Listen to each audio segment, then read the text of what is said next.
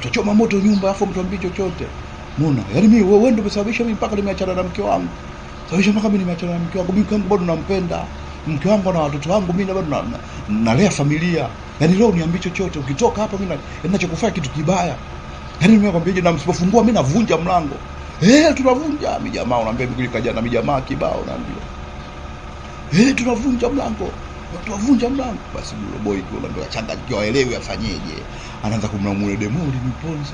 Mimi na leo simwambia una mtu umeniponza. Ni jamaa sasa alichoamua kufanya yule mwamba. Sasa sisi tunachoma moto. Yaani msipotoka wenyewe tunachoma moto. Leta kibiriti. Mwagia na mafuta. Dula Boy alivyosikia mwagia na mafuta mwanangu akatoka. Alipotoka tu akapiga magoti, waje ndugu zangu naombeni mnisamee. Wewe tukusamee ni hoja ambiwa. Wewe si ushaambiwa wewe mke wa mtu.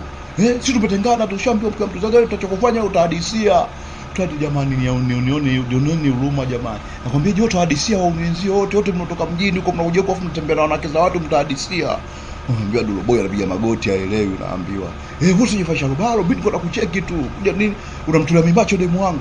Yaani leo uniambii kitu. Tufanyeje wanangu, tumbebeni. Tunaenda naye wapi? Bondeni kwenye miti kule ndo kuzuri.